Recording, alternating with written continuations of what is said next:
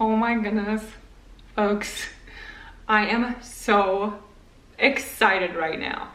I'm also nervous, as you can tell by my, let's see, is it this eyebrow? I have an eyebrow that really gives away my nervousness.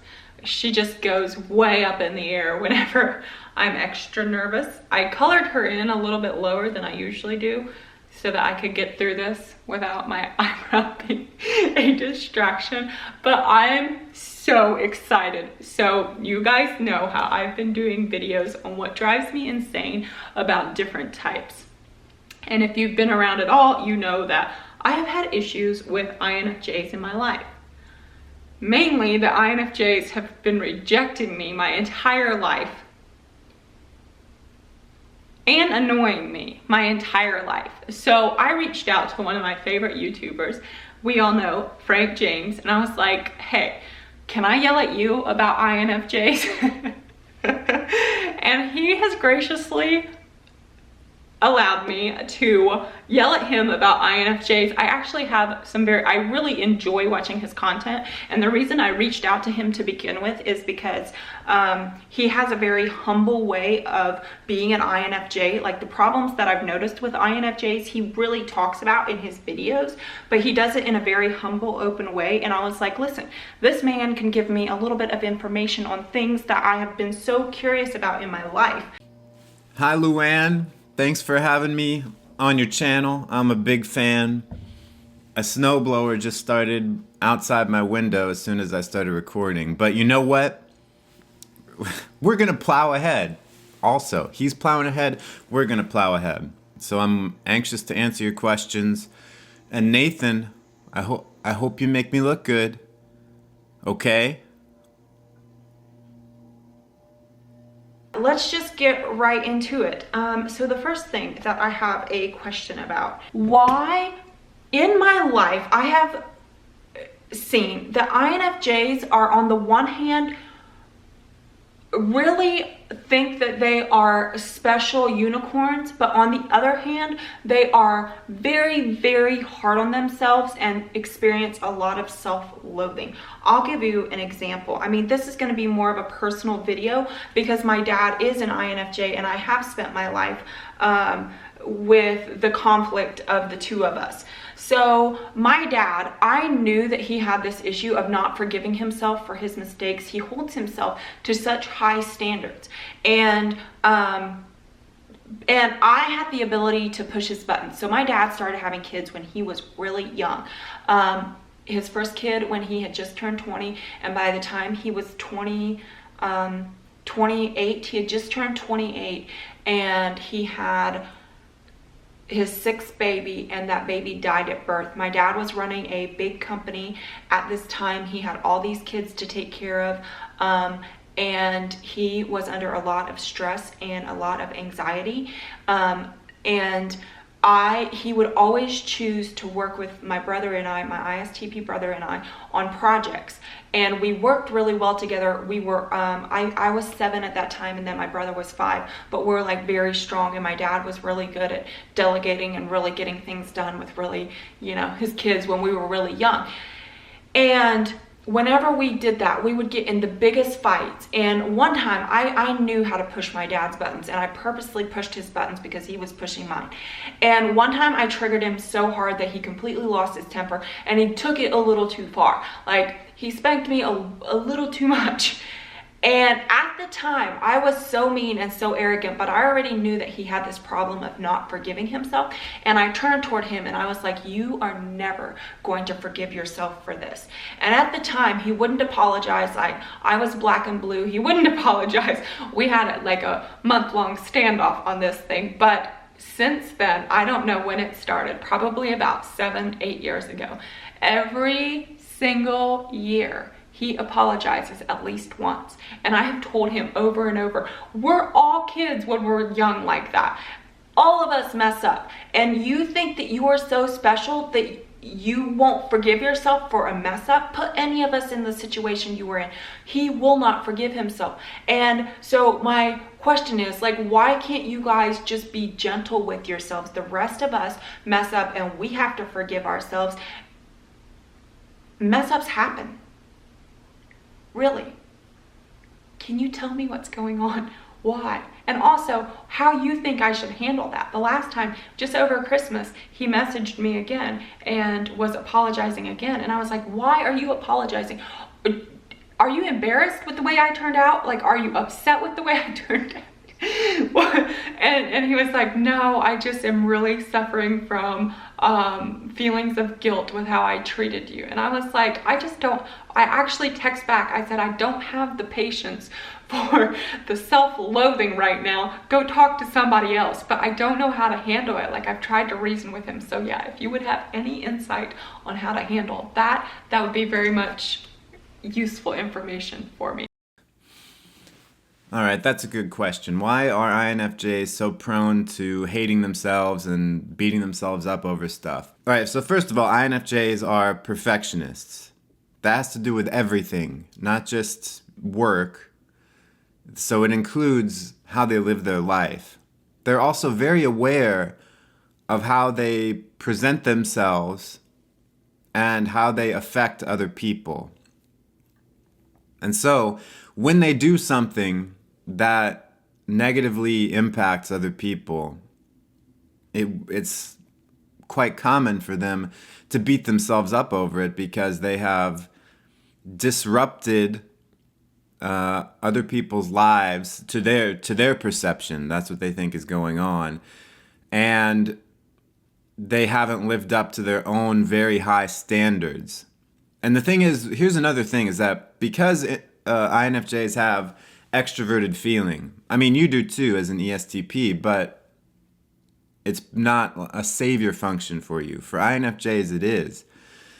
And so when you have extroverted feeling, your values are very much influenced by the outside world, by everybody else. And so that makes it very difficult for you to live up to the standards that you're setting for yourself because they're a bit more objective. I mean, I'm not saying that an INFJ's value system is perfectly objective, but it's extroverted, so it's looking out at everyone else. That's what feeling is. That's where a value system comes from, is feeling. And so that's why INFJs can be really hard on themselves, because of the perfectionism, because of not wanting to disrupt other people, because of extroverted feeling, holding themselves to a very high standard. Also, their introverted thinking is kind of weak, and that is where identity lies. And so when your introverted thinking is a bit weaker, when you haven't taken the time to work on it and develop it, it's easy to hate yourself because it's one of your demons. So that's my take on it, why INFJs can beat themselves up and hate themselves and stuff like that. Secondly, like I have said, I have faced more rejection in my life from INFJs than any other personality type. Now, there could be, the original issue was with my dad. Now, it could be that I just come on a little too strong when I'm around INFJs, but I also sometimes sense that INFJs, that I'm like nails to a chalkboard with INFJs sometimes. It's been more than once. I mean, I do know that when I'm around INFJs, I come on so strong because I so desire to be not rejected by INFJs, but it could also, it could be one of the two. So if you have any insight on what I might be doing that's like nails on a chalkboard, please elaborate. Okay, so why don't I like you? I mean, why don't INFJs in general like you? What drives them crazy? What is the sentence I'm trying to say? How do you title your videos, what drives me crazy? So for INFJs, what drives them crazy about you, the ESTP? Well, it's because the functions are the reverse of each other. So your saviors, as for many ESTPs, is going to be extroverted sensing, introverted thinking. Guess what? Those are many INFJs, the traditional Myers-Briggs INFJ, that's our demons. And so when you're coming out punching with your SE and your TI, we're like, oh crap, we have to deal with this part of ourselves that, yeah, we have it, but I don't like it. I don't want to do it. You know what I mean? So, although on the other hand, that could also lead many INFJs to be attracted to you because they can tell that you have things figured out that they don't. And so they're like, ooh, I can find some balance. I can learn something. So the ones that hate you and the ones that like you a lot, it's for the same reason. It's because you're the opposite of them. But there's a lot we can learn from each other because we're flipped in terms of our function stack. Do you see what I'm saying? So the next thing I want to talk about is the anxiety thing that you guys face. I've heard you talk about anxiety, so you have not actually went into as much depth on my dad's anxiety is crippling to him sometimes, and I know another INFJ and his anxiety can be crippling to him as well. You talk about anticipatory anxiety, and I guess you did throw up in school, so it's your feelings of anxiety may be as serious as theirs. My question is, like, how do you not at some point outgrow, like, if you do something often enough, it becomes less scary over time? Like, how is that not happening for you guys? At 53 years old, my dad's still waking up with anxiety. I don't understand, like, how can you not, like, take that little package of anxiety, wrap it up in a cute little bow, and place it somewhere? You know what I mean? All right, that's a good question. Good question, Luann. Why are INFJs anxious freakazoids? Why does this happen? Why is anxiety something that plagues us so much? My guess here is that it has to do with our dominant function, introverted intuition, which is what we're living in autopilot all the time as INFJs. Introverted intuition is introverted intuition is very future focused. I mean, it's zeroing in on a pattern, on a concept that we can then extrapolate out into the future.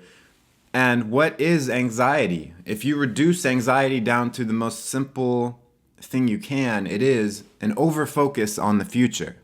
Pair this with the opposite of that, being that our inferior function is extroverted sensing, meaning we just don't want to have to deal with the here and now. What is the real world throwing at us? What are the sensory chaos that we have to wade through? We don't want to deal with that. It causes us a lot of anxiety, but you have to deal with it.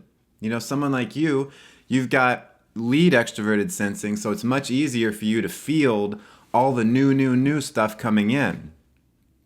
Meanwhile, you're going to have the issue of having that inferior introverted intuition. So for you to look out, to take a single pattern and project it into the future is going to be difficult.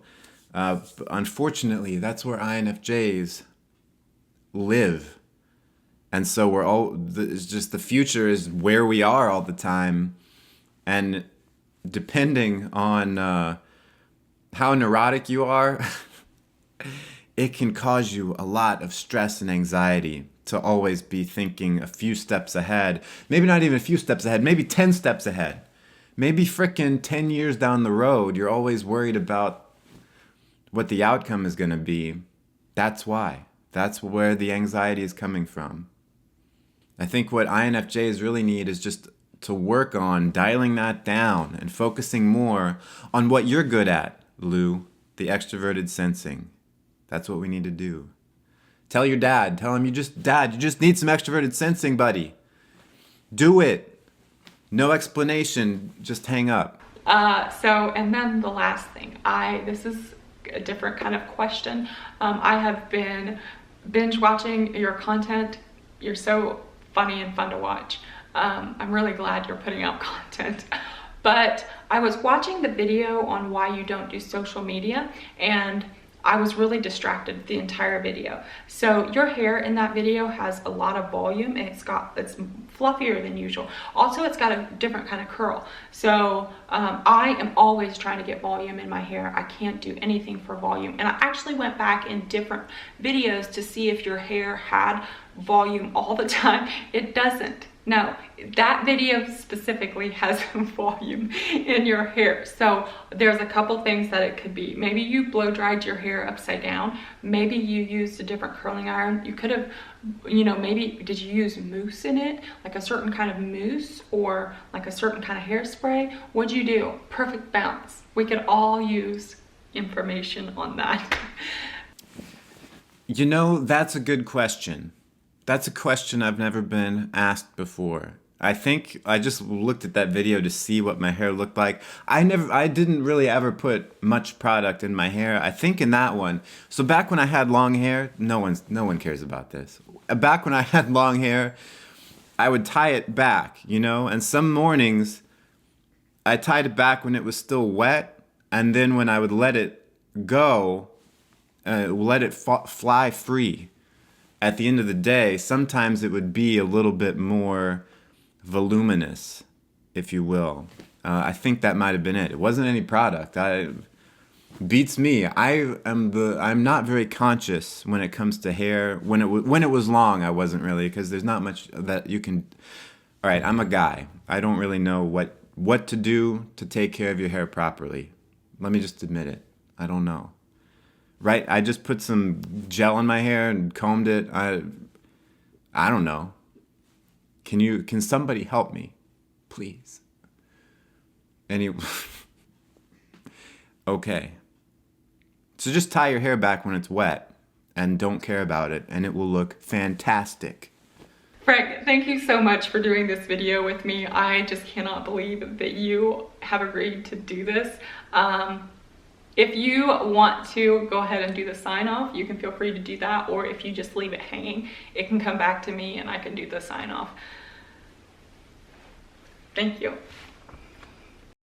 Well, Luann, thanks for having me on. It was a lot of fun. Let's do it again sometime. Let me sign off for you. Make sure you smash subscribe on this video. That was what am I even... Frank, how long have you been doing this? Smash like and subscribe if you haven't already. What are you doing? Subscribe to Love Lou right the frick now. Hit the bell button.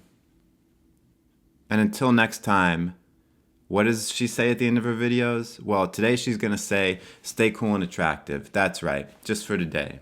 The other times you can be uncool and unattractive, but for today, you viewers. Frank, are you insulting us? Maybe I am. No. Anyway. Thanks for watching.